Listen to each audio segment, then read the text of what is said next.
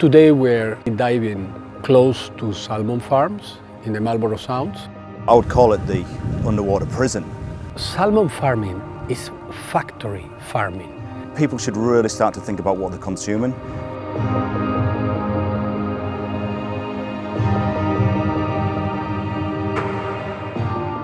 If King Salmon decide to put more of these farms in, what's the long-term effect going to be?